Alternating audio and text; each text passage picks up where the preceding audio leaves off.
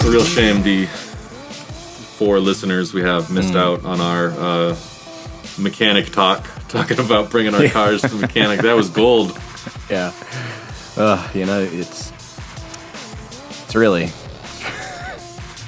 Or the toothbrush conversation. Yeah. The toothbrush is almost better than the mechanic one, you know? But, wow. You can tell I'm on it. I've got comebacks. I've got things to say. Yeah, real snappy. Ready. Yeah. You're going to have to do all the heavy lifting. Yeah. Well, I don't intend to do any of it, so let's just chalk this one up to a loss from the jump. Have we tried that? Have we just chalked up an episode as a loss, like, before we've done the intro? Yeah. We have? Yeah, okay. Well, let me just play the outro. And that would be great. We're back in a big way. Yeah. It's a 1.5-minute long podcast, which I think I proposed when you came up with the idea. It's that's maybe the perfect length now that there's so many podcasts out there. When we started, there was only a few 100 million. Yeah. Now there's several 100 million, Yeah. Well, we really kind of broke ground. Yeah. It's kind of a podcast about nothing, which I think people appreciate. They see and they appreciate that. Yeah. I agree. We are the Seinfelds of podcasts. Don't like that. Not really a Seinfeld fan. Don't really get it. You don't get the sitcom Seinfeld. Oh, I was talking about the man. He seems to. I saw a stand-up on Netflix of him, and it was just really winding the clock back to the early '90s, kind of. Yeah, I mean, that's the thing. You watch a man. I'm assuming in his mid-60s do observational humor. I don't think you're going to connect to it. But when you're like in your teens watching someone in their 20s make observational humor, you're like, I don't get it, but I'm gonna get that. Now it's just sad. I don't know. They had a whole episode about masturbating, right? I still don't get that. You don't get masturbation? No, I understand, Matt. I just don't like. They have a competition. Yeah. So you Kramer's can go all right. the longest. Huh? Kramer's all right. Out of the whole Seinfeld cast, he's the one I really stand by. Couldn't put my finger on it. Yeah, something about him. He just seems like a real stand-up guy. Yeah, real cool dude. He was the first one out of the masturbation contest, though. Was he? I don't really remember the episode that well. It's like, why would I watch Seinfeld when I can watch news radio, That's true. Speaking of people I can stand up for nowadays, Joe Rogan, what a hero. Oh, yeah, right, yeah. So good at podcasting and just presenting all sides. Mostly far-right fringe voices, really introducing them to the mainstream, but... My favorite thing is he's so open to any idea unless it has any sort of factual basis or any kind of reached conclusion by way of facts, and anything like that. He's open to anything. Well, I mean, to be fair, he's also open to anything unless it would require him to sort of change his outlook or maybe take a firm stand on something. Yeah. Yeah. Oh, yeah. Yeah. He's nothing if not easily convinced or didn't hold that idea in the first place if it's questioned. So that's good. Yeah. It's good. Yeah. Can this just be like a spite podcast where we talk shit about other podcasts now? Yeah, let's talk about every other more successful podcast and just shit on it. Well, not every other more successful podcast. That would take too long. Yeah, we don't have the time. Yeah. Hundreds of millions of podcasts, he said. Yeah. We can't talk about all of those. No. But hey, this is Heads Up with Jeff and Sean. I'm Jeff. I'm Sean. And this is our podcast. It's really more your podcast. I'm kind of along for the ride. I know. Should be featuring Sean. We can change it. Have a bit role. We can change it up. I'll be the sidekick. That's fine. I know. I thought of like trying to think of different ways to like involve you more. I always keep going, I don't think Sean's going to want to do that. Yeah, you're probably right. Yeah, I probably don't. It's like, what if we start doing? And he's like, It's got to be something I know Sean will want to do, and he doesn't want to do anything. So yeah, pretty much. we'll get there. Okay. But Is for now, is it a podcast about lying quietly in a coffin until what happens naturally, and then the lid is closed? Yeah. Because I would be down for that. Oh yeah, absolutely. Coffin talk. Be more of a video podcast. Yeah. Should we coffin talk though? That's an idea for a segment though. Can we talk about different coffins and the nicer ones and ones we don't want? I'd watch a YouTube channel that like reviewed coffins and how comfortable they were. Like ones that might have a little extra space or hidden pockets. Damn, hold on. Let me open my little notes program on my phone. Just put that down here. Don't have a good place for it, really. Not a good place. Now you're going to make a new category. You please continue with this podcast. Will I just jot down a quick note about Coffin Talk and excellent? That silence was a preview of the podcast Coffin Talk. Yeah, it was. Where we just lay silently. Wasn't it nice? Wasn't it nice? Oh my god, talking to other people nowadays is such a burden. Yeah, it's because you got to do most of it very explicitly. You can't let your body language do a lot of the heavy lifting via the internet anymore. Yeah. And I'll tell you, I didn't have great body language, but it definitely helped get the point across that I am uncomfortable. You know what I mean? But yeah, that's fair. Here we are. Here we are. Yeah. We're not here to talk about coffins. We're not here to talk about my body language. We're here to talk about three things, okay? I legit forgot what this was about, what we did here. And this is a reminder as much for you as anybody else, Sean. Good. Thank you. We're going to talk about some candy, okay? We're going to talk about movies, or a movie, depending. Usually don't watch them. Yeah. Not anymore. It's too much work. We're going to talk about animals in the first segment. Not a big fan. So smooth. Sounds good. Smooth. Yeah. It sounds good. We'll talk about a candy I didn't eat in a movie I haven't seen and an animal I don't like. Well, now it's time to get online to our internet service provider. It'll be cool. Here we go. Sean, this animal I saw pop up on the internet a while back. Oh yeah, make me guess. Is that the first part? I have to guess what animal you're thinking of? You don't have to guess, but you don't have to guess. It's got a name that I think is hard to pronounce, but I bet if I looked for a second and did it, I could pronounce it pretty good. Capybara? No, I wish. This is you could tell you. I'll tell you the official name. See if you know what it is. Okay. All right. I wanted to guess more, but all right. It has no legs. A worm. No. It's got goofy looking eyes. A dolphin. Nope. A whale. No. Is it a kind of fish? No. But it does not have any hair or feathers or anything. Yeah, I already said a worm, so. Did you hear me say worm? I feel like you're describing a worm. It eats mice or anything it can find, really. But in captivity, it'll eat mice. It's worms again. Do worms eat mice? If they get big enough, I bet they do. God. And after the mice have died, the worms get all in there. Oh, that's true. I'll stand by the statement that I've made ever since I was a small child. But worms are terrifying. They are. Yeah. Yeah. Its official name is Eryx jayakari. Is it a snake? It is a snake. It is. Yeah. It's an Arabian Sand Boa. An Arabian Sand Boa. Yeah. All right, listeners, you might hear some tapping while I look this up for Wikipedia.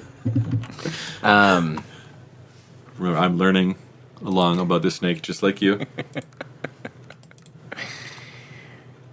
It got a little more known on the internet, like middle of last year because of how goofy it looks. I'm kind of the Daniel Tiger of the podcast. You're the Mr. Rogers. Yeah.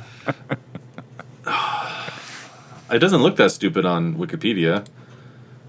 I would do a Google image search because I'm pretty sure the most popular images of it will show you how goofy it is. All right. Oh, it's just got goofy little eyes, like right on the top of his head. Yeah, it's got goofy, dead eyes very close together right on the top of its head. Yeah. I'm not that impressed. I mean, this snake does not grab me. What other animals have? No, we'll talk about it. What's this whole one deal? has legs. No, Let me ask you, why are its eyes? Because it hides in the sand, and it's like an alligator thing. I believe so. Yeah, it digs itself into the sand and Yeah, just waits. we're getting really good at biology. Yeah, you know. Not to backpat too hard, but Yeah. If I saw an animal I didn't know, I could now look at it and its features and know how it hunts, how it eats, where it lives. yeah. I mean, the science how it degree. mates. No, that's what the science biology degrees are for. You just spend all this time learning how it mates. It's gotta watch it. Gotta get some GoPros and some dens and just wait it out. Gonna need a grant for $400,000 to spend 5 years watching these animals have sex in the wild. It's only about 38 centimeters long, so that's about 15 inches for people in the United States who still won't really know how long that is. Like it's a little bit longer Yep. than a ruler, yeah. Yep. It eats geckos. Ew. I like that. That's a good name for an animal. Gecko? Gecko. Yeah, that's pretty good. It really gives you kind of a feel. I think 2-syllable words are where it's at, you know what I mean? Probably. I don't know why you'd need more than that. You can emphasize one part of it, you know? It's not too long. It's good. How's this thing fuck? It's just, well, the female lays a small clutch of eggs, which hatch in about 66 days at a temperature of 33 degrees Celsius, or, if you're in America, 91 degrees Fahrenheit. Whoa. Oh, well, yeah, I guess it's a sand. Like, it lives in deserts, right? So it's probably... Yeah. It's probably easy to stay at that temperature. Will it bite me? Is it dangerous? It's not dangerous to people, I do not believe it, because it's not venomous. And it's fairly small. It's a boa. So I think boas are constricting, or does it have to be a constricting type of boa? I don't know how that works. That's a great question that we'll learn on another podcast. Oh, excuse me. They're nocturnal. I mean, I'm sure they could probably be active in some crepuscular times, but mostly they're nocturnal. Now, Jeff, for listeners who aren't just catching up on our back catalog and who haven't listened to the podcast in many months because we haven't made one because I'm tired all the time and nothing means anything. Yeah. What is crepuscular? Could you define that for us? Yeah, I mean that's creatures that are going to be active mostly during dawn or dusk. You know, when there's not really light, not really dark. Yeah. Okay. You know? Yeah. Yeah. Probably that's what it means. All right. Right. Good. Let's see. During the day, buries itself in the sand, moves towards the surface at dusk. Hey, it says the females are larger here. Oh, really? How large is a female? It just says that they're larger. Okay. There's a chart, but it's all like how much bigger that they are than each other, and it's measuring the dorsal scales and ventral scales. It's like a science article. Oh, damn. Not quite there yet, you know. I mean, we're great at biology, but we're kind of great at natural biology, like, you know. Yeah. This egghead shit isn't really for us, you know. No. Yeah. Hey, guess what? You give me the tools needed, and like an instruction booklet and a YouTube video on how the tools work. I'll figure it out. Figure that shit out. Don't need some nerd with better glasses than me. Okay. I feel like shit talking other scientists is a big part of science. Oh yeah, I mean, there's got to be healthy competition and rivalry, you know. Yeah, so I think we're doing a pretty good job. Yeah. Rivalry. You nailed it the first time. Yeah. Words are are hard. It's good. Yeah. It always, whenever I see the conservation status being least concern, it always feels like they're dunking on the snake, even though it's, I don't know. Oh, is this thing endangered? We're not concerned. Yeah, least concern. Other than that, it seems like a snake. It just waits with its eyes up above the sand, and then... Hey, they do coil their muscular bodies around their victims and tighten their grip until the animal dies. So in that way, they are... this behavior is very similar to that of their much bigger cousins, such as the boa constrictor. Yeah. Dang. Have we talked about boa constrictors? Is this snake year? Is this the year of the snake? Is that what's going on here? We're doing just snakes this year. Awesome. We might do a legless lizard, just so I know what the hell a legless lizard is compared to a snake. But yeah, I mean, well, you can take a lizard and make it legless, but I don't think you can take a snake and give it functioning legs. You know? Yeah. You know what I mean? No. Like,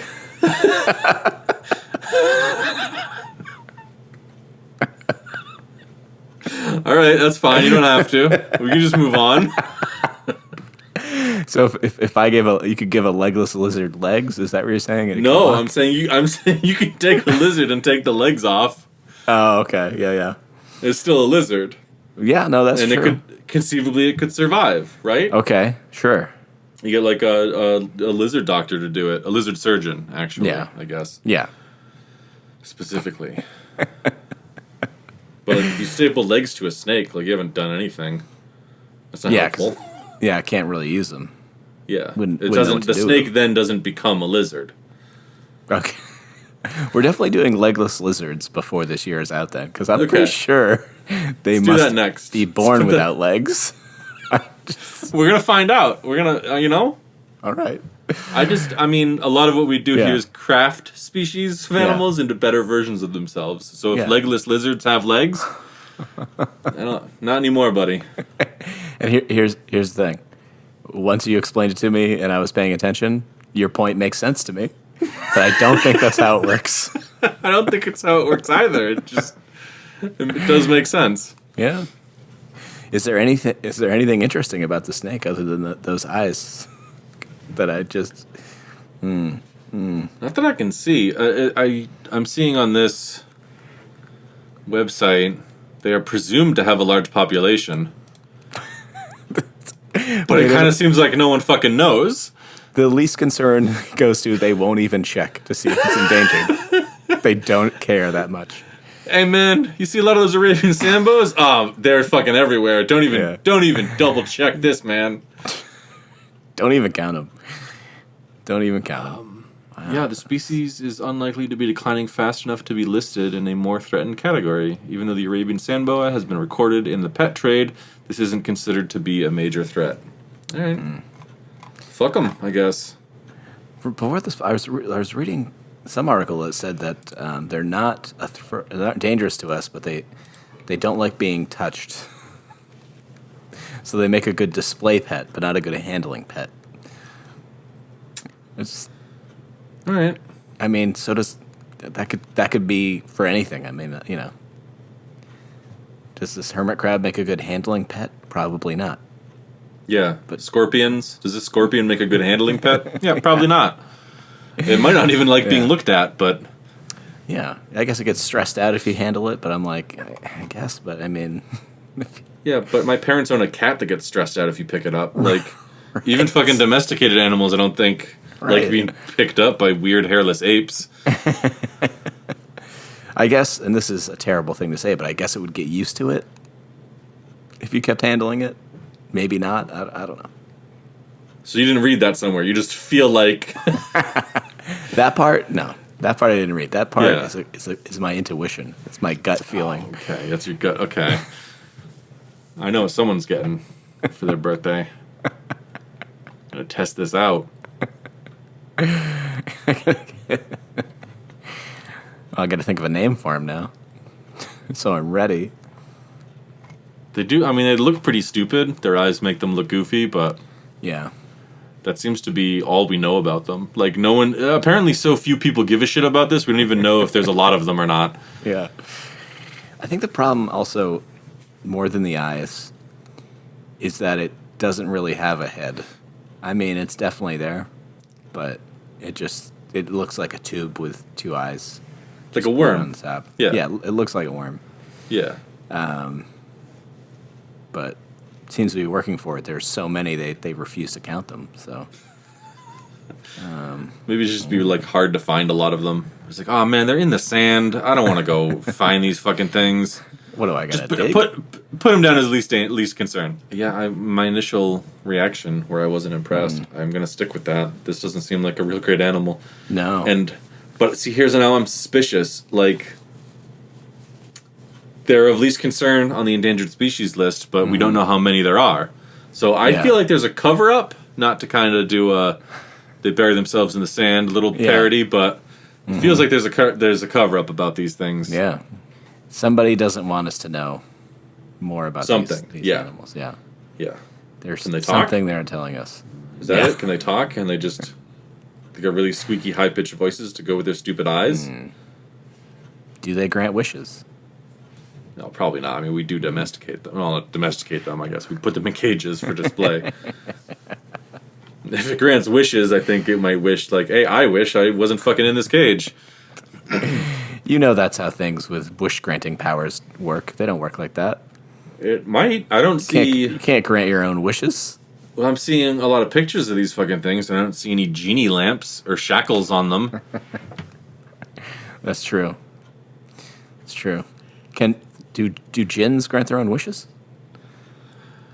I feel, man, did you learn that word from Dungeons and Dragons? Or does that just... Hey, I watched season 1 of The Witcher. Okay, I know that. There's a whole episode. I mean, it's a whole different setting, but I think the rules are similar, though, right? I don't know. For these things, I don't know.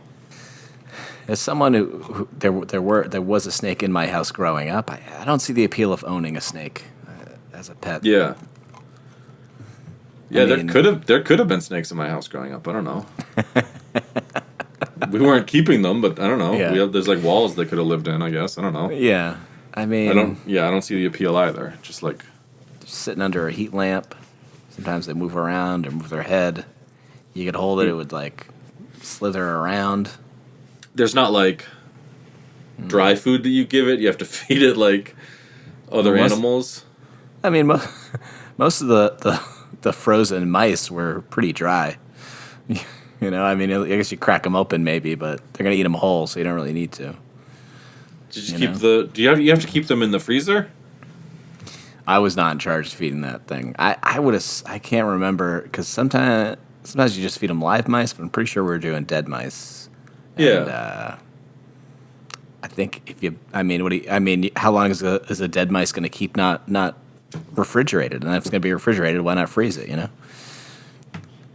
Yeah, I guess, but I don't know. I'd want a separate freezer for dead mice. Yeah, no, you're not wrong. I mean, do you have to heat them up? Because like snakes are cold-blooded, right? Yeah, no more than 30 seconds in the microwave. You're gonna have a mess.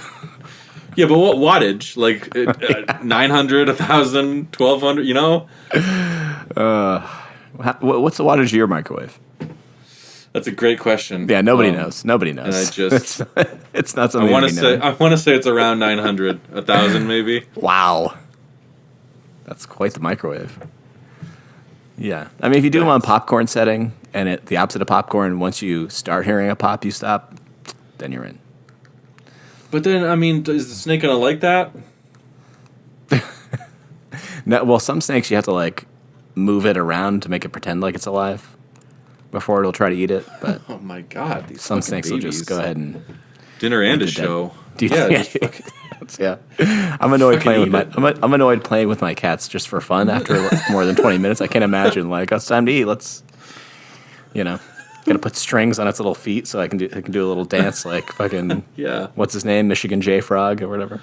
I don't know who you're talking about, but it's a Warner Brothers frog. His name is Michigan J, I think. Doesn't ring a bell. That was a decent reference, okay? That was a decent Look, reference. I'm sure it was. We've been through this before, though. You can't just expect me to get your Hollywood references. That's true. That's true. Yeah, Well, I mean, fuck this snake. Can we make it better now? Oh yeah. Let's do this. It's time to spin God's eye.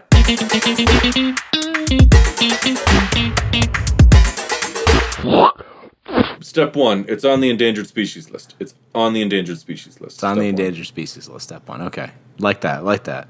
People are actually have to go out and count them, make sure how many we got left. Yeah. Yeah. Just that gets a little bit more attention. Absolutely. Yeah, because people are gonna want to focus on this thing.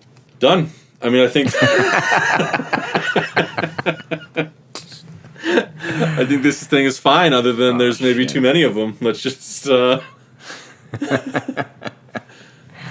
Man, I was gonna go on with a whole thing about how it just moves around in the sand to create a pit right underneath its prey. So it falls in the pit, and then it just continues and spins and chokes it. But yeah, I mean, I guess. No, is that what's your idea? Let's hear your idea. Oh, other than the one I just said, yeah. Well, I don't understand how that would work. It's like a sandstorm. Well, snake? It's under the sand. Maybe it sees a thing, goes underneath the sand, and just creates like a little pit underneath it. So the sand that the other thing's walking on just collapses inside. It's like one of the sandworms from Dune. Do they do that? I didn't see. I'm talking about the books, but you please tell me if in the movie they did it. I don't know. In the movie, I don't think they even do it in the books. I read in the movie, all I remember is the sandworms would come out and they're huge. Yeah, and they would eat things. And it looks to be the same in the new movie that was delayed, but so then maybe if this spins around in the sand underneath, what does that do? Well, I'm not sure the exact motion that it would need to do, but maybe it creates it shifts enough sand out from the spot where the prey is standing that where it's standing collapses into a pit. Okay. I mean, this thing is only a couple centimeters long, right? Like, yeah, it's a little bit more than a foot, 15 inches. 15 inches, yeah.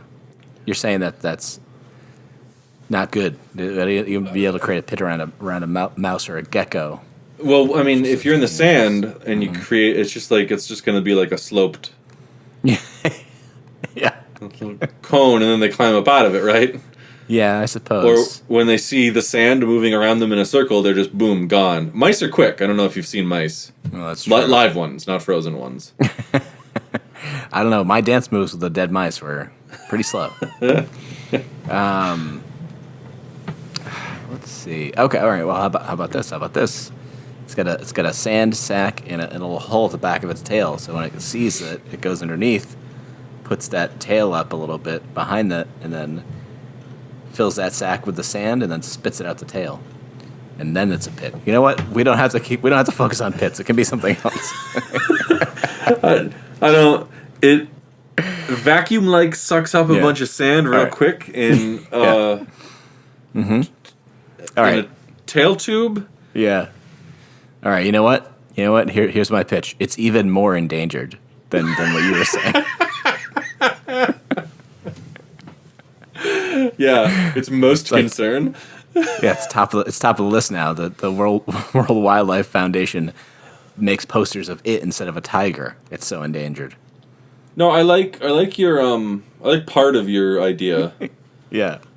I think it should be like a kind of almost like a scorpion kind of. It's got like the sand sack in its tail. Mm-hmm. But what it does is it hides under the sand like it does now. That's fine. Yeah. I like hiding. Okay. I also think we should change the color because if it's under the sand, who gives a shit what color it is? Yeah.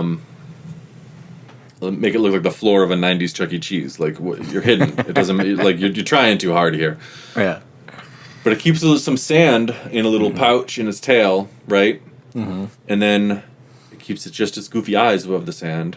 Mm-hmm. And then when prey comes near, it shoots the tail up and shoots the sand into its prey's eyes to blind it. I love that. I thought you were going with buries it in sand all at once. And that's how it suffocates and dies. No.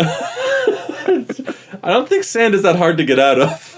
I think the amount of sand this thing's going to be pushing, it's going to be hard. Yeah, I don't think it's going to be hard at all. Okay.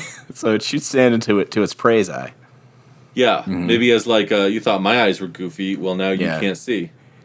And then as its prey is running around, can't see because of the sand in its eyes, it's creating small divots underneath it, so it trips. Yeah, tiny pits you might call them. Yeah. Does that till it breaks a leg, and then boom. I mean, do we do anything with those eyes? I mean, I know they're gonna be up top because he's under the sand, but can we make him look less goofy or no? You could put him on stalks, right? Like a snail or yeah. So he's like periscoping. Why not? Okay, it's our animal. Yeah. I mean, as long as his tail gets above the sand to get in the other animal's eyes, then yeah, okay. Stocks, sand tube, and endangered. I mean, really endangered. All right, next thing. What's the? You're on a time limit here. You got to go pick your car up. No, I know. Trust me. I heard half that call.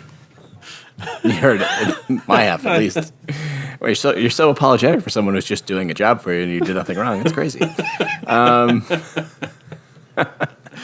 was pretty wild. Next thing we do is we try to franchise a movie that didn't get its due. You know, it had like one movie and they didn't build a whole universe around it like it's so common nowadays. Right? You know? Yeah. And what movie is it? A movie I've seen? It's probably not a movie I've seen, huh? It may or may not be a movie you've seen. I was thinking, well, just because I'm interested in this specific story mechanism of that they tried to make happen with movies. It sounds like you're about to say a porno. Yeah, yeah, it's a porno. Have you ever seen? To fix your pipes. You know, I just think that's a really interesting narrative device. You know, I just really. Yeah. Yeah, it's nice because then, like, you know, they're already down, like, on the floor on their knees or, like, under the sink, you know. Where it happens, yeah. Yeah, go on. Pipes are metaphor. You know, you can use pipes as metaphors. Yeah, under the sink. Yeah. They got big tools, you know, you can use that, you know. You're making a lot of good points, though. Yeah. I feel like I understand this genre better now. I was thinking, you ever see the Disney movie A Kid in King Arthur's Court? If I did, I saw it when I was a kid, but... Yes, which makes sense. But I was just thinking a lot about, there was like maybe a 5 or 6 year stretch where movie people were into the idea of someone from the modern time, aka the 90s, going back to the medieval times. And most of the time, King Arthur's involved, Merlin's there, but this one he's a Little League player. He's at a game. Okay, since you haven't seen it since you're a kid, I'll go over a little bit. Plays for the team, the Knights. All right. I mean, well, let me before we do that, I just want to pitch in. You just pull it up, read it yourself. No. I mean, I could. Yeah, that's a good idea, and I didn't go there, Jeff. I want you to explain it. I just want to say, my only point of reference for this is a novel, and I'm not doing that to show off, but I can read. I think it's it's a Mark Twain novel. I think it's called a Connecticut Yankee in King Arthur's Court. Oh shit! This may be a blatant where a guy goes like back in time. I think he just gets hit on the head real hard. I don't think there's another. I mean, it's Mark Twain, so like he's doing it to make fun of people, basically. But well, let me tell you. Go ahead. Sorry. I assumed that there were way more movies in my head about this particular thing than I could find, because I could only find A Kid in King Arthur's Court, Black Knight starring Martin Lawrence, and a Night in Camelot starring Whoopi Goldberg. Well, why aren't we talking about the Whoopi Goldberg one? Well, no, I know why. I could derail the conversation to talk about Star Trek and Guinan and how she worked from 10 forward. But this is the one I knew more about because I think Black Knight came out in 2001 and I did not see it. I want to see it now, knowing what I know, but... Did Martin Lawrence is in it? Does that... Yes. Okay. Yeah. So, the kid goes back. He plays for the Knights, a baseball team. Wait, wasn't there a cartoon? Yeah. Where a bunch of football players went back in time? Maybe. I mean, back in time is one thing. Specifically to medieval times, I'm not sure. Cartoon football team goes back in time. King Arthur and the Knights of Justice. Boom! Boom. Wow, is that a feature length, or was that it's an animated series? Dang. It's a whole series about it. That's what it looks like. I don't know. Let's see. When was it on? Damn. First aired in 92. Last episode aired in 93. So maybe not. Let's not look at it negatively. Maybe they told all the stories they needed to tell. Yeah. That they wanted to tell. Right, yeah. Yep. So sorry, go on with your thing. I've great. derailed several times now. So that fulfills my derailment instinct. Yeah. The problem with me describing movies is I'm going to get into too much detail, but I'm also probably going to forget something important. But with a movie like this, there's nothing I was going to say there are no important details.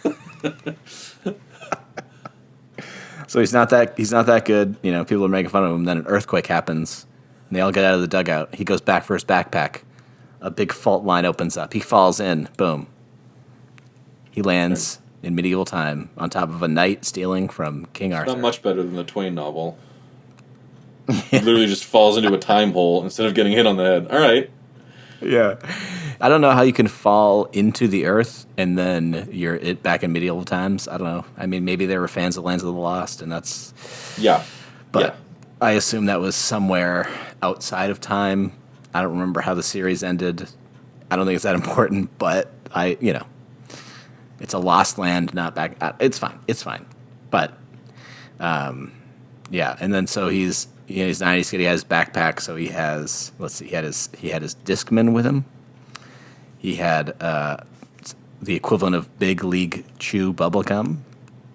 And he had super glue and rollerblades. They couldn't get Big League on board, huh? No, it was like Mad Dog something. Bubblegum, but it was Big League Chew. He had... to impress one of King Arthur's daughters, he takes her on a date by having the local blacksmith make another pair of rollerblades based on the pair of rollerblades he has, and then later has the guy build him a bicycle. And he's really impressing this girl for God knows whatever reason. But so he uses his 90s tools to... Does this blacksmith not have anything else to do? Like, he's making, like, toys for this kid? Like, blacksmiths were employed full-time. Like... There was a lot of fucking work. Skilled labor, like, yeah. Yeah. Sorry, go on. And he had no money to speak of, so... Yeah, that was my night. Like, how was... The blacksmith was just like, whatever, fuck it. Yeah. Let's do anything. He was so impressed by the rollerblade, he's like, I'll try and make one of these. This looks amazing. It's so futuristic. And I think he's immediately... pretty quickly he's challenged to combat, and he gets to pick his weapon for dueling, and he picks rock, but he meant rock music, and he put the little headphones in a little tube, played some really loud rock music, and impressed everybody. So anyway, the plot of the movie is not that there's a guy that in King Arthur's service that is not great and plotting against him. The kid saves the day, basically, with King Arthur, and then goes back to modern time and hits a home run. I think the other thing is Merlin tried to summon a great knight to help in this thing, because Merlin's basically dead, except he lives in like a underground well water where he lights up, where he talks to some people sometimes, and can do magic, but not enough to solve his own problems. And he's disappointed when he's summoned this child, but it all works out. So It's pretty cool. Just to highlight for our handful of listeners, Yeah. the cover art for this, A Kid in King Arthur's Court. First of all, right after A King in King Arthur's Court, this is Joust Do It, a play on the famous Nike's Just Do It. Also, some more words on here. Calvin Fuller is about to break curfew, ... by 1,500 years. Well, if you're going back in time, you're really not breaking. Exactly, yeah. I was going to bring that up. Yeah, he had plenty more time, so he's not actually... And I would also like to highlight the fact that the cover art for this is a man probably in his early 20s on rollerblades, flying through the air with magic dust coming off of him. That never happens. Exploding out of a door and knocking over 2 fully armored knights. Yeah. He also goes from like not being able to fight very well and Daniel Craig trying to teach him to the third act of the movie just beating the shit out of the King's guards. Like easily. Well, and American teenagers take very easily to violence and murder, so And I don't know how long he was there, but he was 99% of the time he was in that baseball uniform. So, well, again, teens maybe not known for their cleanliness. Yeah, even after super gluing those pants to the saddle of the horse he was riding so as to not fall off. But boy, the saddle just came with him. That horse kept going. Oh boy. All right, sorry. This sounds... Yeah, I definitely have never seen this movie because the scars that it would have left on me, I'd still feel today. So who played the kid? Thomas Ian Nicholas. So he has 3 first names. So definitely a serial killer now. Yeah, he was, yeah. That was in Zeroville. That's the Scorsese film, so I also didn't see it because I think Scorsese films are bad. I'm kind of a countercultured guy, Jeff. I keep seeing everybody fucking The Irishman. Oh, The Irishman is so good. It's 3 hours of fucking... It's okay. It's not great. If you make more than one good movie 30 years ago, you get so much play. Yeah. It's like, do whatever you want, I guess. It's a shame. It's like, get out of the way. Let other people try to make some Just movies. die already. Die already. I did not recognize Kate Winslet as Princess Sarah for some reason. Maybe because it was 95 and she looked way... Oh yeah, I'm looking at the list now too, and you did say Daniel Craig out loud, and I guess I just didn't believe that Daniel Craig would have been in this movie. He had the same haircut in this movie that came out in 1995 that I had in 1995. And so I really related to his character. Yeah. I believe it. That sounds right.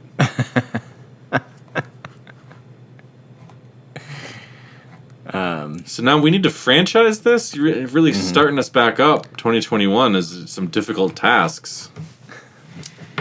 Difficult tasks. I love the idea of this movie. And so I thought that of this kind of plot device that they were trying to use. And it really, you didn't see it after, I guess, 2001 when Black Knight came out. And I was just curious if we could franchise it or if we could, just reinvigorate this plot device of someone going back to the medieval times in King Arthur's court. Whether it be an earthquake, some other thing. Now that we know that this is available to us. A hole in the ground to throw people back in time? Okay. I don't think that's the greatest narrative device, but all right. What would a modern teen in 2021 bring back in his backpack that would be any use or even like, hey, I know that, to like today's teens if you did a movie. So you want you want today's teens to go back to, you want to redo the movie to kick it off, or you want to send... Well, yeah, no, we can build on this one in particular, but I'm really interested in seeing if this plot device works. and why it stopped. So, well, I think you know why it stopped, because it doesn't. And you know what? For all we know, children's movies are still using time holes. Yeah, that's true. But to go back to medieval times specifically, I mean, the only thing we're going to get is that they put their phone in airplane mode and do some TikTok dances to upload later when they get back. And that's it. Yeah, and the teenager would be played by Pete Davidson.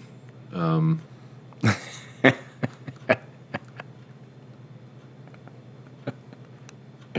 knew who that was. Are you impressed? I like that, but I'm also just picturing him in that baseball uniform on the movie cover. You could easily photo. He kind of looks like the kid, doesn't he? It works. Yeah, it's so close. That's why it was in my head. Also, everything I've learned about Pete Davidson has been against my will. I want to stop learning things about him, and I want to stop knowing things about him. And like all these news feeds are like, here's what this dude's up to now. It's like, I don't care. I don't care. It's not good. You're like, it's fine. It's fine. He's not, though. I don't care. Because I see these things, and then I have to sometimes hear him talk. It's awful. I wish he'd be sent back in time with roller skates. Well, that's the thing. Maybe this franchise is more about Merlin inadvertently bringing back teenagers from different. I think, you know what? I think that is the crux of the movie, and I think the real conflict is that King Arthur has to sit down and have kind of a long conversation with Merlin about why he keeps bringing teenage boys back in time. Yeah. Like, I asked you to do it once. And then, like, the tagline for it is like, you know, Merlin already knows that the statute of limitations is much shorter than 1,500 years.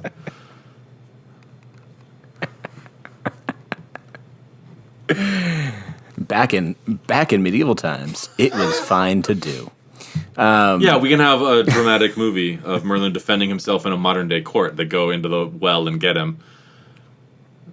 And he's like, "Oh, you can't judge me. It was a different time." Yeah. One of the final movies can be Merlin getting canceled. Yeah, it'll have a lot of boring things to say about cancel culture, like, I shouldn't personally be affected by it, which is mostly what I hear from people when they talk about it.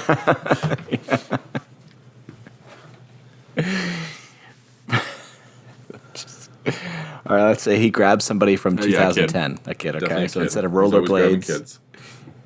he would instead of rollerblades, it would be a hoverboard. Oh, okay, I see what you're doing. Yeah.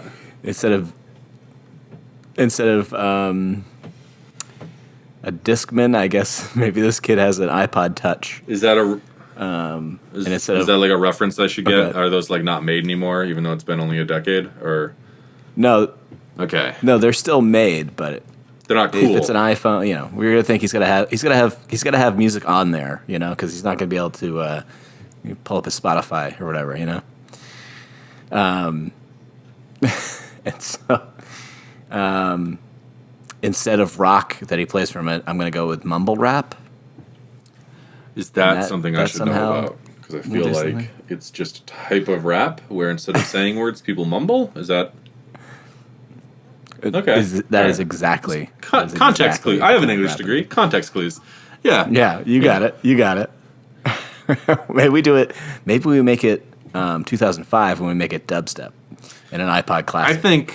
And you know what? No, I'm gonna guess you probably want to watch Black Knight first, because I feel in my heart. I've never seen it. I feel in my heart there's something like that in that movie. Yeah. I'm sure. Except maybe. He's wearing a football uniform. I just saw a picture of Black Knight. Yeah. Yeah, he's got that green jersey. I'm sure if I knew more about sports, I'm sure I would know what team that was from, but I don't. Maybe he's an Eagles fan. I just told you I don't know. Don't come to me with your guesses. But he's. I'm not gonna support you in this.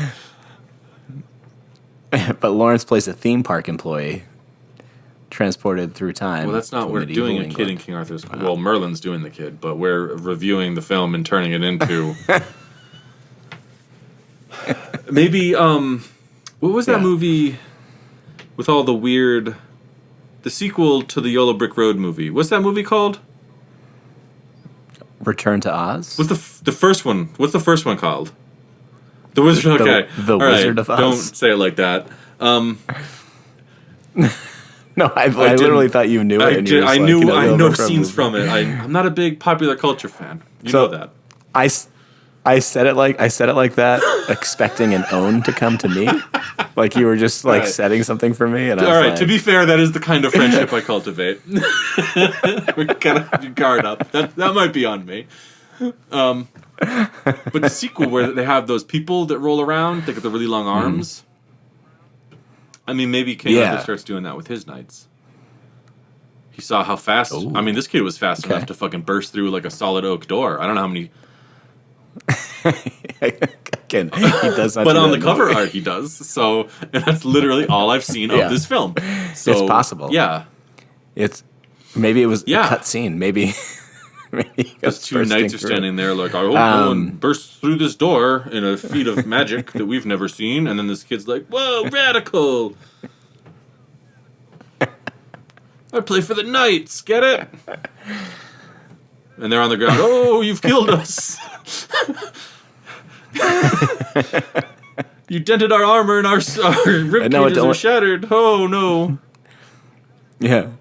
I know this cut doesn't look that bad, but it's definitely getting infected, and I'm definitely dying. Things aren't as good here. We don't have modern medicine. Oh, he's rollerbladed down the stairs to make love to the princess. No one will find us for hours. Yeah. He has such a problem with the food that King Arthur serves.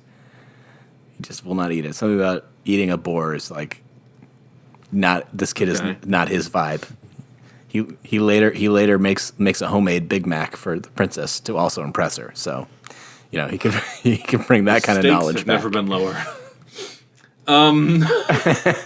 Sounds like a great 90 minutes, Jeff. And I'm sad I missed it. Oh. Yeah, you should have watched it. What was so important to me in 1995 that I couldn't cut 90 minutes out to watch King Arthur's court? I should have done it. Yeah, you missed out. I'm a big fan of Daniel Craig, of course. I see all his films. How did I miss this? Yeah, he's the only Bond I recognize. That's what I was going to tie in. I'm glad you said it, because I actually kind of also wasn't sure he had been Bond. I wasn't, so I didn't want to overstep. But maybe he's back in time on a covert mission, and the kid from whatever time period has to help him. Like maybe some kids from England have gone missing, right? And there's legends that sometimes kids that go missing in this area, Merlin grabbed them, and you know what he does with them. So let's get 007 on the case. He has to be stopped. There's been too many missing kids. Absolutely. Over the years. Just can't have it. You need somebody with a license to kill. Yeah, his license to kill is retroactive. It's just One of King Arthur's last dying things he did was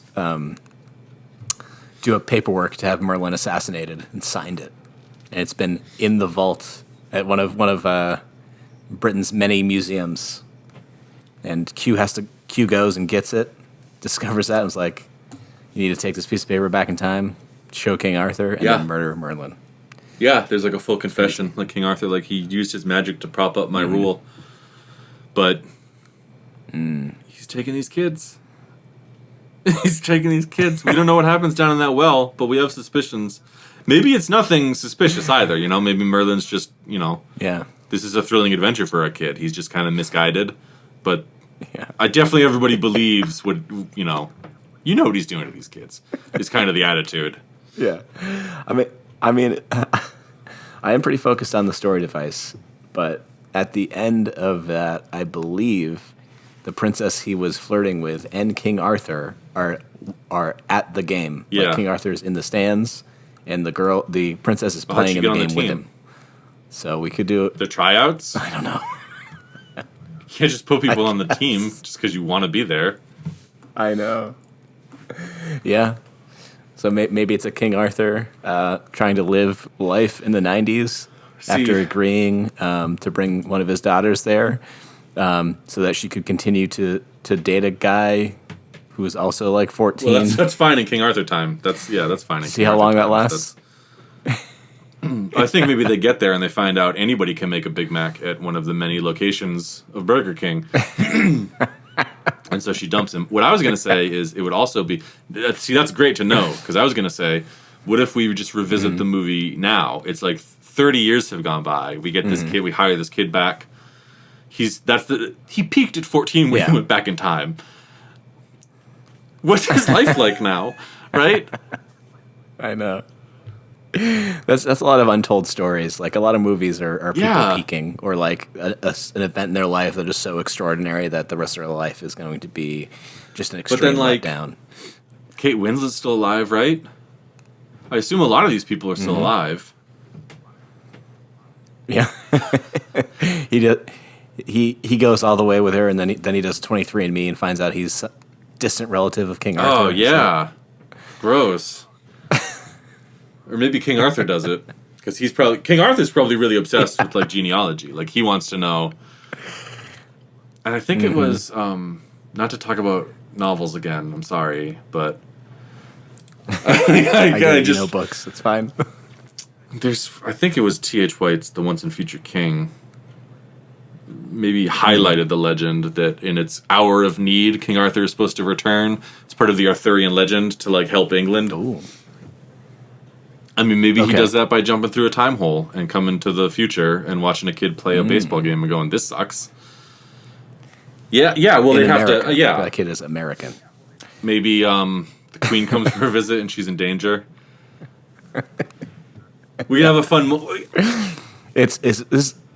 This is happening at the same time as the Naked Gun and the Queen's on her visit. I was going to say we could have a fun moment. We could have a fun moment where Daniel Craig playing 007 and Daniel Craig playing whatever character he played in this kid movie. They meet each other. Yeah. Oh, okay. Technology these days look pretty real. Maybe, I don't know. I'm just spitballing. And and then one of them will use the fact that they look so similar to disguise themselves as the other person. So 007, yeah. I'm trying to think which is more fun. Probably the knight as 007. I was going to say, my problem is, I don't know. So Daniel Craig played a knight. Yeah. Well, he was teaching him how to joust and things, and I don't know if he was a knight because he was originally not allowed in the joust because he's in love with the older sister. But he's a squire. Okay. He might be at least a squire. Yeah, okay. Yeah, I guess 007 could be a knight.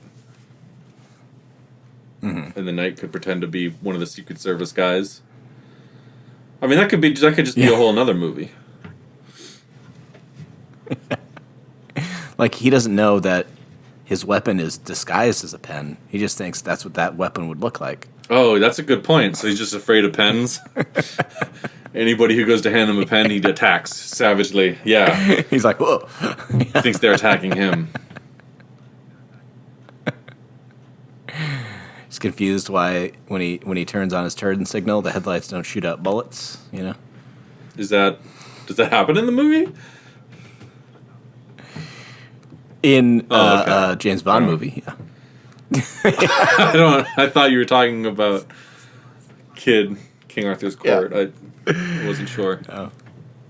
Yeah, I had the blacksmith make him a car with some working headlights. Gun. Yeah, I mean, I guess. I don't know where else you could take this. What do you think? Could have a horror movie. There's a horror movie. There's a kid who doesn't want to go back in time, so Merlin's stalking him through a house. Keep it real close set, you know. Yeah. There could be someone that finds like one of these faults, one of these things where you can go back in time. That maybe they don't know it goes back in time, but that's where they're kind of getting rid of, you know, people they don't like. Maybe it's a mob thing, and so all the snitches and stuff go back in time. Like Looper. It's a bunch of I saw Looper. I know where you're going. Try to pull one over on me. Just, you know, I'd love to see King Arthur's court overrun with giant stereotypical Italian mobsters. You know, that would be pretty good. Italian American mobsters. That'd be pretty. All sitting at the round table. Called The Italian Man. Yeah. Joe Pesci's there. I mean, gotta have him. Can't make a movie without him. No. People have tried, and it doesn't work. Yeah, those Marvel movies, they don't have a single one, so they're garbage. Yuck. Yeah. Terrible. Gross. There's no room in cinema for just a simply told story. Okay, it's gotta. If your movie's not about mobsters, it's garbage. Mm-hmm. Yeah. He'd know. He's the greatest living quote unquote filmmaker. Right. And there's only so many actors that can play mobsters. So if you got to spend a lot of money to age them down digitally, and make them still walk like 7-year-olds, yeah, definitely, yeah, do that. Don't do what Looper did, and yeah, just get a kid that looks like him, yeah, and digitally age him. I keep always going back and forth. Is Joseph Gordon-Levitt a good actor? I think it depends on the project, which means he's pretty good but not great. He's not going to shine in a turd. Some people. Yeah, I don't think so. But then again, I saw him in maybe the Looper movie and then one other. Yeah, you saw him in Dark Knight Rises. Whoa, the Batman? Who was he? He was eventually Robin. Like he takes over the Batcave right at the end. He's like the police officer. Nope. Not drawing any bells. Sorry, I don't understand. I don't remember him there. That may play into how he's a good actor because he disappeared into that role. That's more my terrible memory than his excellent acting, though. Like, yeah, I guess that's true. Because if you had asked me to, like, hey, do you remember Daniel Craig in A Kid in King Arthur's Court? He plays a knight. I would have said no. I think that's of course not. I think that's okay because this movie's not like it's a movie made like how some kids movies you're like adults like this. It's adults would not like this. This is not a well. What about this? Now that I just had another idea. Okay. Yeah. He's not mythical, right? Like King Arthur's kind of a myth, but they're using this to kind of just as a lens for this kid to rollerblade through medieval England, I guess. Yeah. What about a kid in Genghis Khan's court? Oh, shit. Yeah, he goes back, and Genghis Khan's like, we're chopping off people's heads. Yeah, let's do this. He goes back in time. He falls, knocks Marco Polo right out. Okay? Yeah. Genghis Khan takes him instead. Yep. The kid. Love it so far. With his bubble gum. Yeah. Instead of showing him what are the, not catapults, trebuchets? The ones that go further? Yeah. Instead of that, he shows him a potato gun. I don't know if you can make that. Oh yeah. This kid's from the early 2000s. He's way into potato guns. Oh yeah. Genghis Khan conquers a lot of land using potato guns. Maybe the kid's kind of like he's like a wannabe hacker kid. Like he saw the Matrix. This is like the kid's just like. Maybe he falls through the time hole going out the back door of a film theater where he just saw the Matrix, and in his long black trench coat, he's got a copy of the Anarchist's Cookbook. I was gonna say that. Yes, see, it's so good.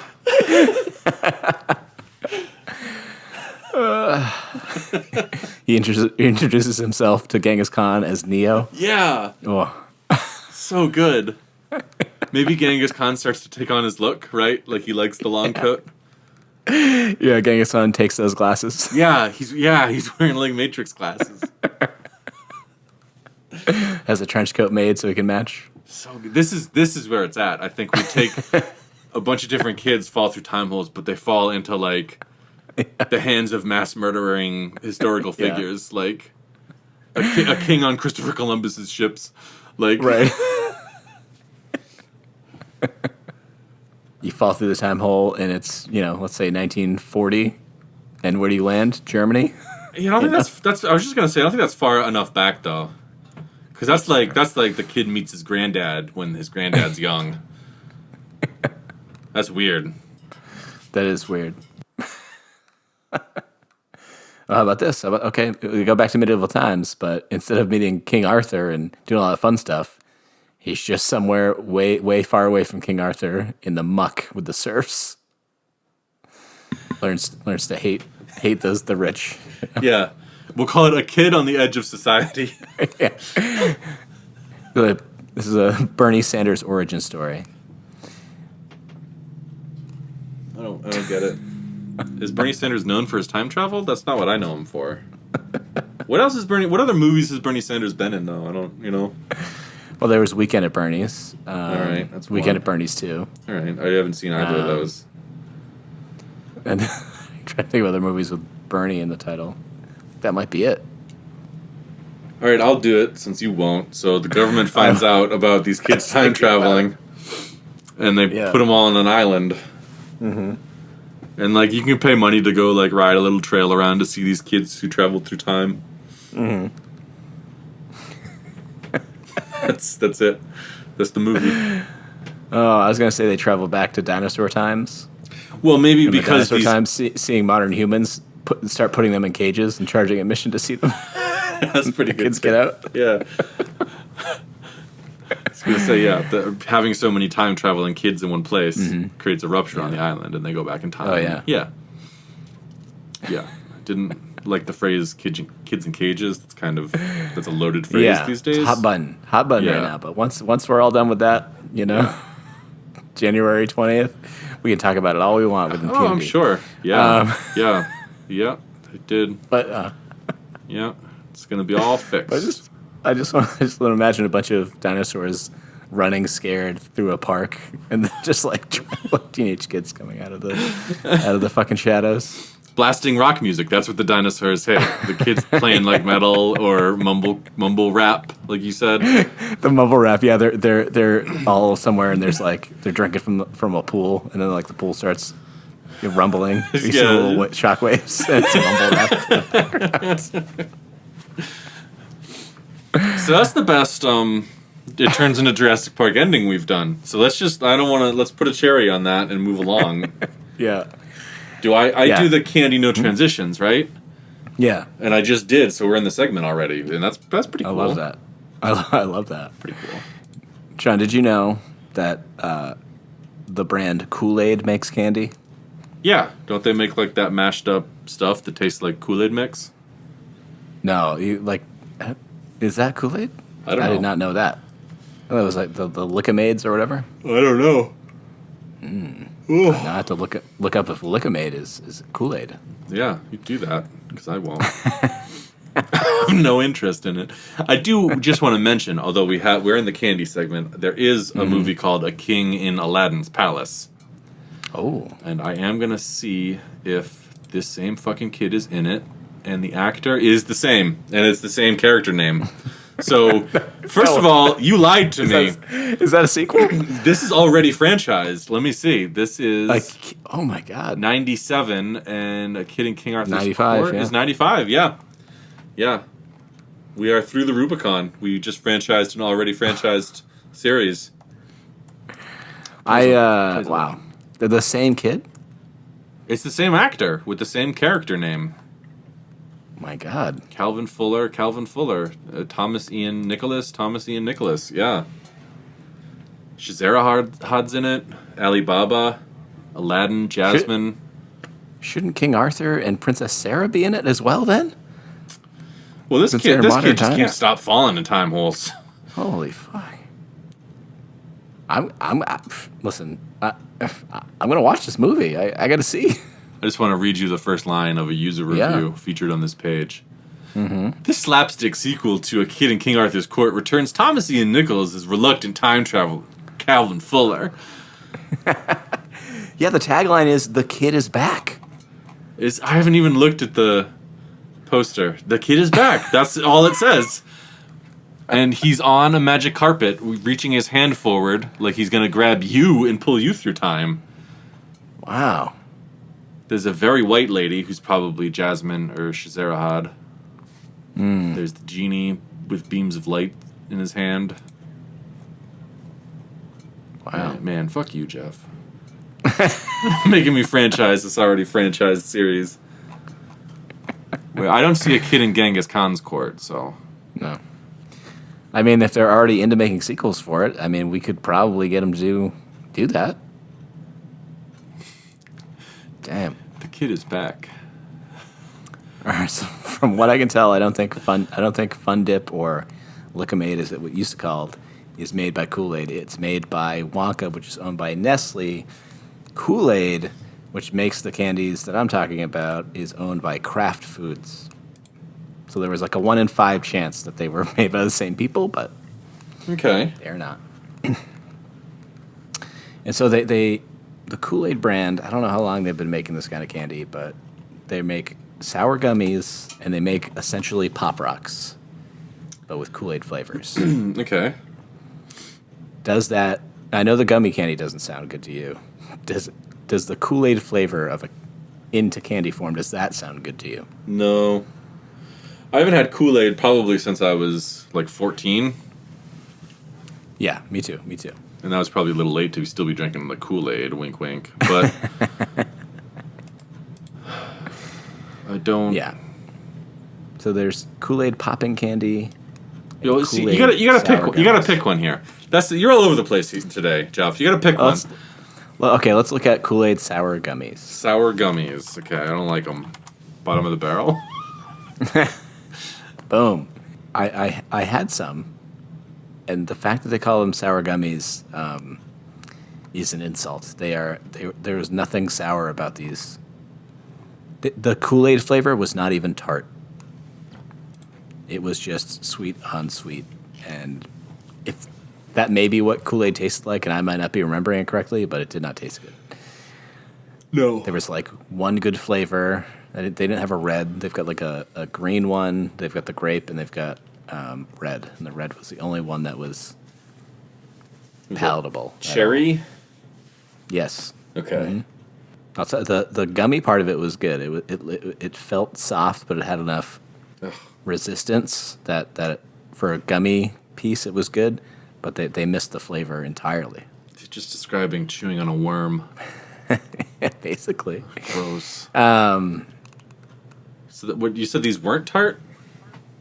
They were not tart. They weren't sour. They weren't tart. They were just sweet. That is it. Yeah, that's weird. Why would they advertise it like that then? Yeah, because I come in expecting at least a tartness. Yeah, you're coming in hot. You're coming in looking hot. For it. Say, where's that tart? So my first bite, and it doesn't give me that, I'm automatically out. You know what I mean? You didn't finish the bag? I finished all the red ones for sure. Yeah, that's what I thought. And the grape flavor wasn't even good. I'll get into a grape flavor. This grape flavor in this sour candy, not good. It didn't. I don't know. It was, why would I bring it up if I can't describe it? But it was bad. Well, I mean, you can describe it as not grape, which is sufficient generally. Yeah, it might have had a slight grape aftertaste that was overpowered by another worse aftertaste. Yeah. It had the sugar coating on the outside of the candy, which did not help it at all. At all. Candy coating? Yeah, you know how like Sour Patch Kids will have the sugar, like the big granules. Oh yeah, okay. It had that, but it didn't help anything. Oh, okay. I was thinking like M&M candy coating. I was like, that sounds like the worst of both worlds. I'll eat a good and fruity candy shell, some little sweet licorice inside. Do it all day. I don't like the Kool-Aid Man. No. Is he the pitcher, or is he the Kool-Aid inside? Yeah, he's both. We went over this. If you pour out the Kool-Aid, is he dead? Yeah. Okay. Can you drink some of his Kool-Aid and still be alive? Yeah. Does he regenerate it like blood? Yeah. I was just going to say, like, if you take the blood out of a human, is it like, no, it dies. Same thing happens with the Kool-Aid Man, but you can take a little blood out. That's true. It's just, it makes me uneasy then that he's got the open top, Well, yeah, but he can just make more Kool-Aid and dump it in when he gets low, That's true. It's actually a pretty fluid system, you might call it. And he's strong enough to burst through walls, right? Jeff, it's actually a pretty fluid system, you might call it. All right, thank you. Yeah, he does. He also bursts through walls, but that's because he's got a hard chitinous exoskeleton. Like a cockroach. Yeah. Okay. He's probably some kind of insect. I think he's probably some sort of insect. I'd say. I think I'm starting to more understand his biology and becoming more comfortable with him, but he's still unsettling. I mean, maybe we can recreate him. I was gonna say Kool-Aid's website has several different versions of a Kool-Aid Man Halloween costume. No. What I was I kind of think Kool-Aid Man already is somebody spitting in God's eye, but I don't think they spit hard enough. We can reinvent him, but what I want to know is, what did he start out as originally before he was redesigned? He was redesigned. Well, someone spit in God's eye to make him, like, took something and made it better. Well, I think they probably took a human and made it worse. It's like, what if it didn't have bones? What if it had an exoskeleton and it was just sloshing full of blood mixture? Also, he's strong enough to smash through walls.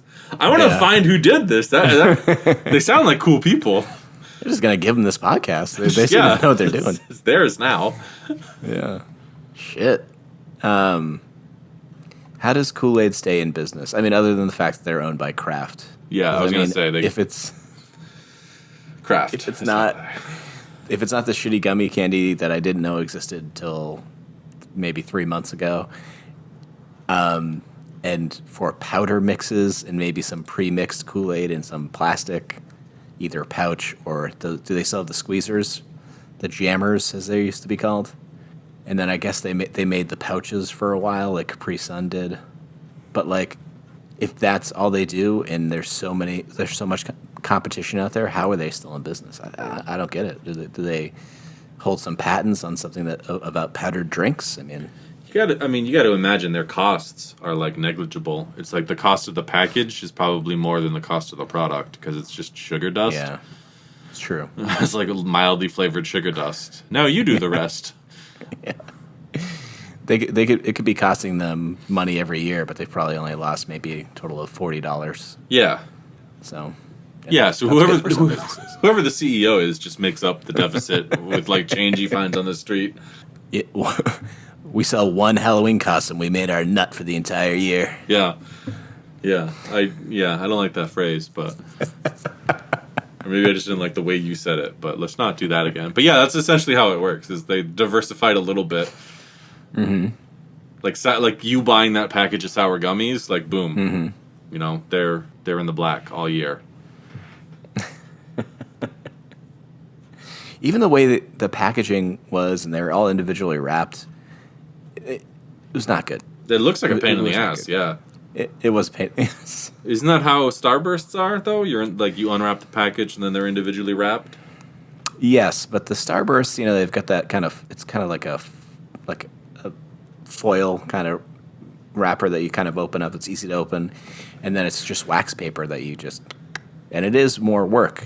But this, I had to tear open this plastic bag, and then each individual Kool-Aid Man that I was trying to eat was also in its own little fucking plastic bag you had to tear open, I'll take your word for it, but it just seems like the hallmark of bad candies is that they're wrapped more than once.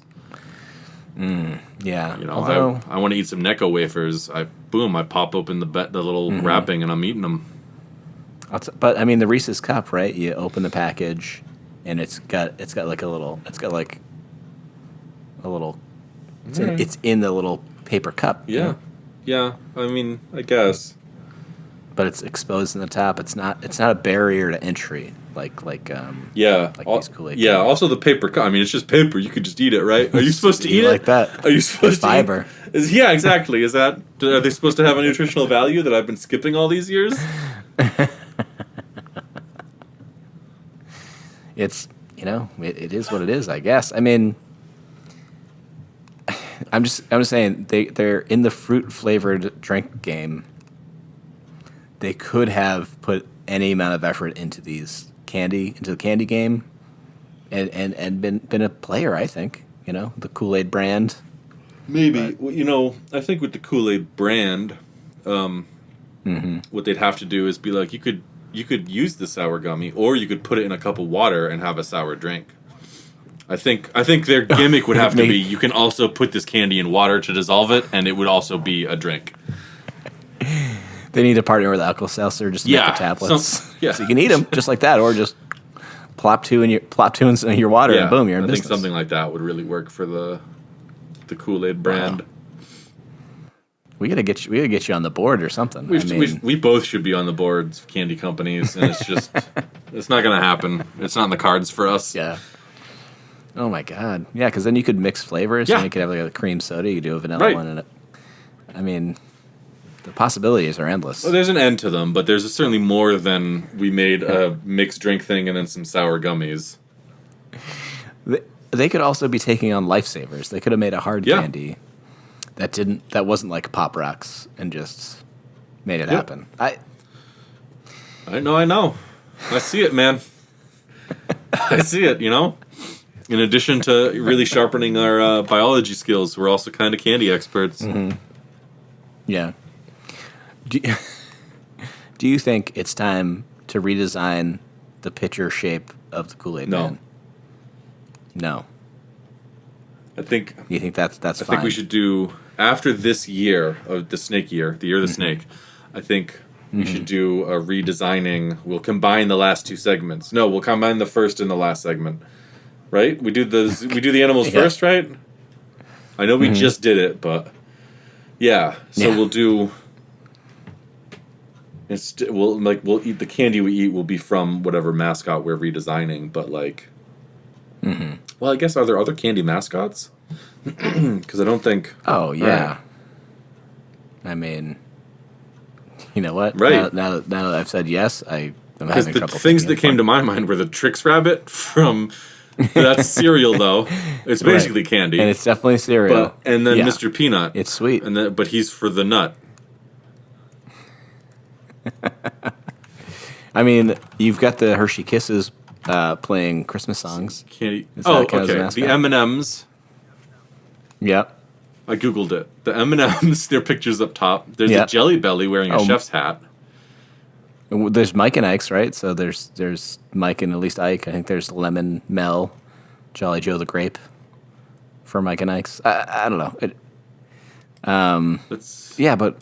Let's see this 20. Under short profiles of candy mascots, they list Tony the Tiger, Toucan Sam, and Lucky the Leprechaun, but those are definitely cereals. Right. I'm seeing another one lists the 7-Up mascot, Cool Spot, and that's a soda. Yeah. Well, the Gobstoppers have a face. Does that count as being a mascot? I don't know. Is it used prominently in their advertising? You don't get a lot of Gobstopper advertising, but I think Keebler Elves, we could redesign those. I think there's enough that could carry us for an episode or two. Yeah. And I guess the Nerds and Sour Patch Kids are their own mascots, right? Because the Nerds, they just put eyes on. Sour Patch Kids, they just walk them around. I think I saw an ad recently about gummy worms singing a song. Really? Is that a thing? Is that a mascot? Maybe. I don't know. Here, I'll just gummy worms sing song. Mm-hmm. Isn't well, let me pull that up to you then. Isn't the Haribo a bear? Yeah, the Haribo bear. Candy? Yeah. A gummy worm singing a song. Is that what I'm doing? I just did gummy worms sing song, but the results are nightmarish, and I don't want to talk about any of these. Oh yeah, I'm out. For sure. Yeah, well, I don't like that. I've already closed the window. Yeah. I think there are a couple things we could do it with, right? Like M&Ms and or maybe we just redesign. I mean, I have to assume all of these candy mascots like live in an ecosystem together, sort of candy land. Yeah, like a Toontown. Reference doesn't make sense to me again, but sort of like Roger Rabbit. Sorry, like something like a candy land. Thank you. Yep. Yeah. No. You know what? Your reference was enough, and I didn't need to add on to it. I'm sorry. It's sufficient. I got the point across, and I'm here. I got it. It's fine to add on, but don't. I mean, it's aggressive when you add on with a reference I'm not going to get. With a reference I'm not going to get. We talked about Who Framed Roger Rabbit not too long ago. I guess that could be like a year ago now, but yeah, that was like a year ago. Get your facts straight. I think Brett was on that episode. That's how long ago. Oh yeah, yeah, famous pervert Brett. Is that what he's famous for? Sure. I don't mind a little slander in my podcast. I always assumed the word was infamous, but well, Hey, he's no Merlin though, so he's got that going for him. All right, I tire of this. Podcast over.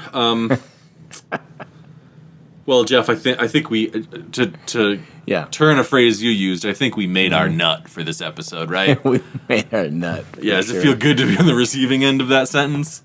No, it doesn't. No, it doesn't. No, I didn't think so. How does it end? It has been like a year. I think usually you say it's over, and then talk about if you have any, if you want to reach out to us about anything that's going on here. Oh yeah. We have social media. Yeah, use at Heads Up Pod, Twitter and Instagram. headsuppod@gmail.com if you want to reach out that way. Yeah, I think is that literally it? Oh, we've got headsup.threadless.com, or I always have to double check that website. No, I don't fucking know. I'll just tell everyone. I'll just remind everyone. Check your mail. Check your mail. That's just a good reminder. Maybe make sure your phone is charged. That's good, right? Oh, very helpful. Yeah, very helpful. Just kind of public service announcements. Oh, for sure. Make sure you get your nut if you run a company. Get that nut. Yeah. In business, you want to be like the squirrel. Get that nut. All right. Yeah. It is the way you say it and the way that you're repeating it is definitely very aggressive now. Yeah, I turned nut into a very long word. And just a gross one. Yeah. It's gross. Yeah. Here's praying that sometime this year the world just abruptly ends. Just everybody is raptured immediately. Hopefully not before we get coffin. What was it? Coffin place? Coffin talk. I don't know. I'm not checking my phone right now. I'm trying to do a podcast. Coffin talk. Look for that. Come and check your mail. Maybe there'll be a flyer about it. You don't know. Can't predict. Yeah. They don't know. Hey, tag us in Instagram with your favorite coffin pictures. Don't. At Heads Up. Yeah, don't say us. Go ahead and tag Jeff in that, or Heads Up Pod or whatever. The podcast. The podcast Instagram. That's all. Yeah. I don't know what that is. I don't follow it. I don't check it. Instagram is. You're gonna want to check it when we're getting tagged with all these coffin pictures. You don't know the phrase that ends the show, do you? You don't know. I don't. I do see a button where I can just stop recording and be done, though. So it's kind of all the same to me. You have to tell everyone that we're popping off. I don't like that either. I don't like that much more than. All right, I guess this has been the podcast you just listened to, and we're the people that you heard. I'm Jeff, and that's Jeff. You already know us. You already know who we are, and we're popping off. Toodles.